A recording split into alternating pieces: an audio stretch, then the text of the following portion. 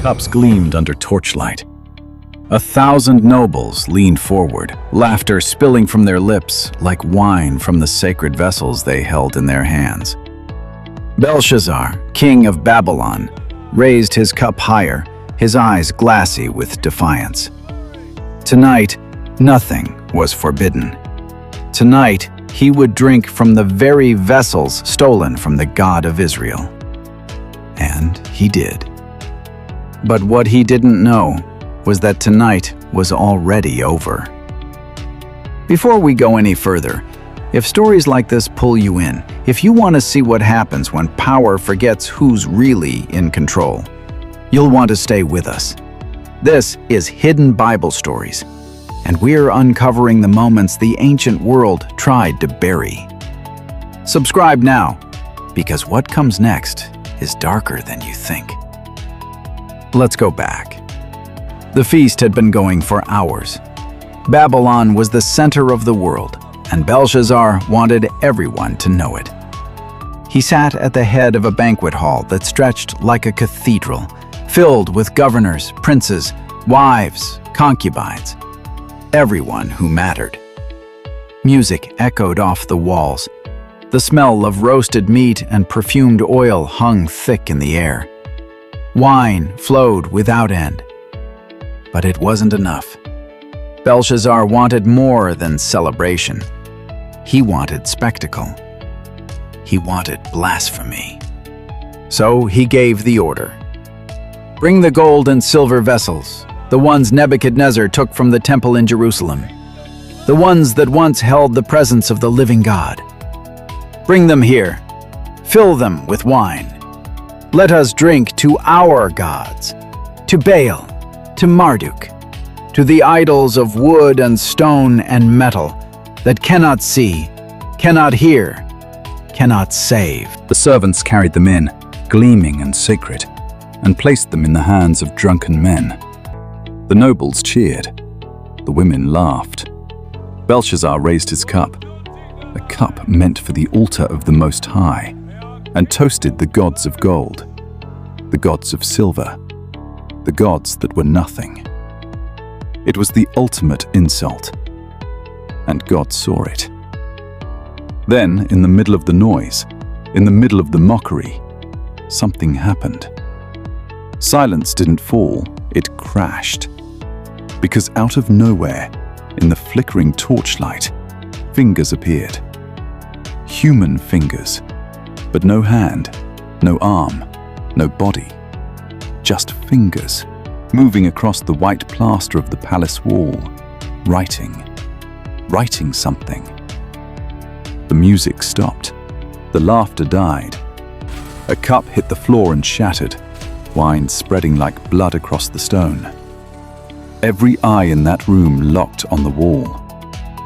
The fingers moved slowly, deliberately, carving letters into the plaster as if the wall itself was soft clay.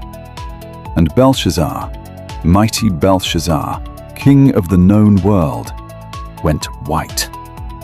His face drained of color, his lips trembled, and then his knees gave out. The Bible says his knees knocked together. This wasn't fear. This was terror. The kind that strips a man down to nothing. He tried to stand and couldn't. He tried to speak and couldn't. All he could do was stare at the wall as the fingers finished writing and vanished into the air. 4 words remained. Mene, Mene, Tekel, Upharsin. No one knew what they meant. Belshazzar screamed for his wise men. And here's where it gets almost funny, if it weren't so tragic. Because Babylon had the best. Astrologers who read the stars, magicians who claimed to speak with the dead, Chaldeans who interpreted dreams and signs.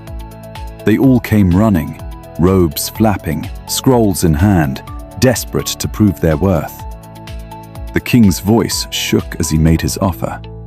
Whoever reads this writing and tells me what it means will be clothed in purple, given a gold chain, and made the 3rd highest ruler in the kingdom. 3rd highest. right beneath him. The wise men crowded around the wall. They squinted, they whispered, they argued.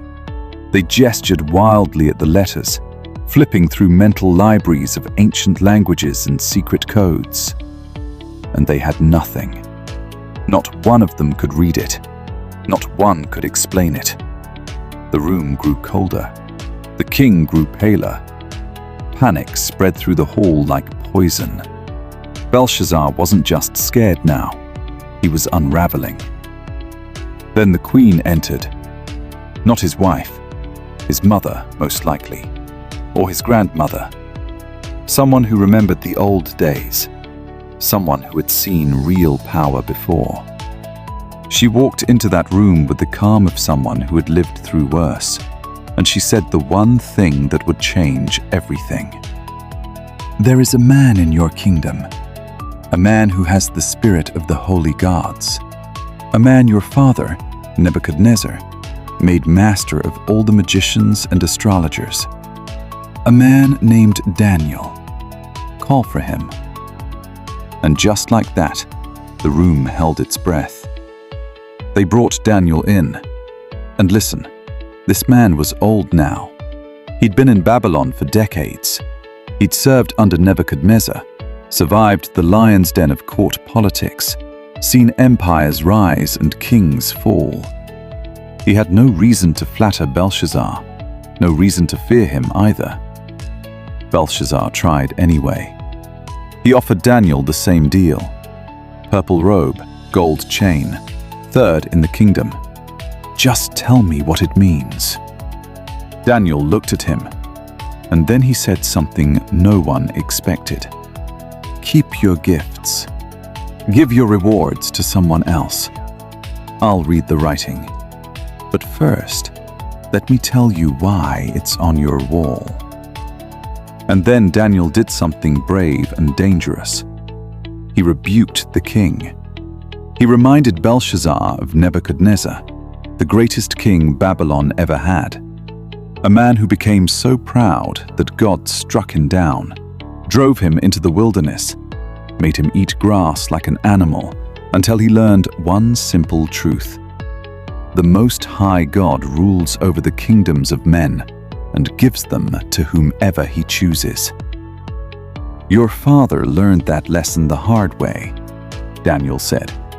And you knew all of this. You knew what happened to him. And yet tonight, you lifted yourself up against the Lord of heaven. You took his sacred vessels and drank from them. You praised gods of silver and gold, of bronze and iron, of wood and stone, gods that cannot see or hear or know anything. But the God in whose hand is your breath and who owns all your ways, him you have not honored. The room was silent. Daniel turned to the wall and he read, Mene, God has numbered the days of your kingdom and brought it to an end. Tekel, you have been weighed on the scales and found wanting. Peres, your kingdom is divided and given to the Medes and the Persians. 4 words, 1 sentence, a death sentence. Belshazzar should have wept. He should have torn his robes. He should have fallen on his face and begged for mercy. Instead, he kept his word. They clothed Daniel in purple. They put a gold chain around his neck. They proclaimed him third ruler in the kingdom. And that same night, while the purple still hung from Daniel's shoulders, Belshazzar, king of the Chaldeans, was killed. The Bible doesn't say how. It doesn't say who struck the blow. It just says it happened. That night, in the darkness, while the torches still burned and the wine still pooled on the floor. The empire fell in a single evening. Darius the Mede took the kingdom. Babylon, the golden city, the center of the world, the empire that seemed untouchable, collapsed like a sandcastle in the tide, and the writing on the wall became legend. But here's what should keep you awake. If God can number the days of the greatest empire on earth, what makes us think ours are any different? If a king can lose everything in one night of arrogance, how close are we to the edge right now? And if Daniel could stand in a room full of power and speak truth without fear, what's stopping us? You've just heard one of the darkest nights in human history. But it's not the last. There are more stories buried in these pages, more moments where heaven breaks through and everything changes. If you want to keep going, subscribe to Hidden Bible Stories, because the next one, it might be the one that changes how you see everything.